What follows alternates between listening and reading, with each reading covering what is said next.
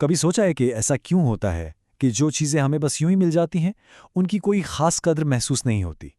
یہ انسان کی فطرت کا آپ کہہ لیں ایک عجیب سا پہلو ہے کہ جس چیز کے لیے محنت نہ کی ہو، جد و جہد نہ کی ہو، اس کی اہمیت بھی دل میں نہیں اترتی۔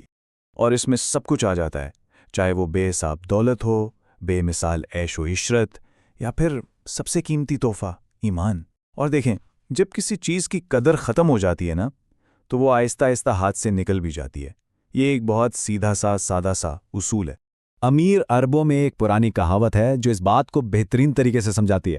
پہلی نسل سخت محنت کرتی ہے، قربانیاں دیتی ہے، لیکن جب اگلی نسل آتی ہے اور اسے سب کچھ سمجھیں پلیٹ میں سجا ہوا ملتا ہے تو نہ قدر رہتی ہے، نہ شکر، اور نہ ہی آگے بڑھنے کا وہ جذبہ، اور بس تاریخ پھر سے خود کو دہراتی ہے۔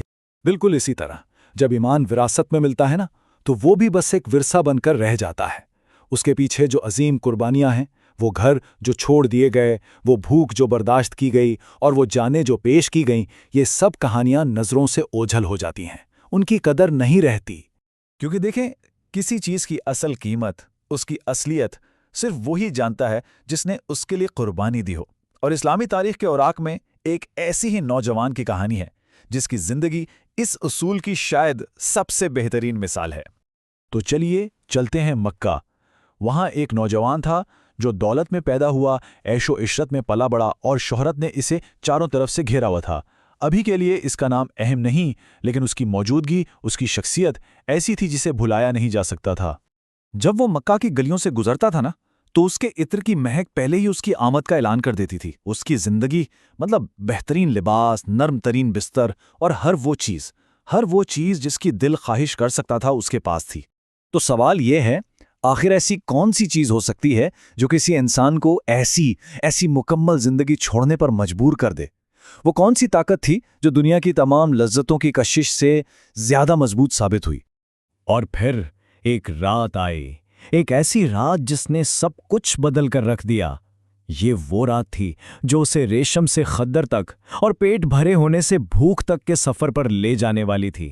جیسے ہی قرآن کے الفاظ اس کے کانوں میں پڑے، اس کا دل لرز اٹھا، آنکھوں میں آنسو بھر آئے، اور اسی لمحے، اسی پل اس نے اعلان کیا، میں گواہی دیتا ہوں کہ آپ اللہ کے سچے رسول ہیں۔ اور بس اس ایک جملے کے ساتھ اس کی دنیا ہمیشہ کے لیے بدل گئی۔ جب اس کی ماں کو یہ سب پتہ چلا تو انہیں لگا کہ شاید بھوک اور مشقت اسے واپس سیدھے راستے پر لے آئیں گی۔ تو ان کا الٹیمیٹم بالکل صاف تھا، یا تو اسلام چھوڑ دو یا میرا گھر چھوڑ دو۔ لیکن وہ یہ نہیں جانتی تھی کہ ان کا بیٹا اپنی روح پہلے ہی اللہ کے سپرد کر چکا تھا۔ تو ریشم کے کپڑے چلے گئے، نرم بستر غائب ہو گئے، عطر کی جگہ ایک کھردرے لباس نے لے لی۔ یعنی اس نے دنیا کی ہر چیز کھو دی، لیکن بدلے میں اسے ایمان کی روشنی مل گئی۔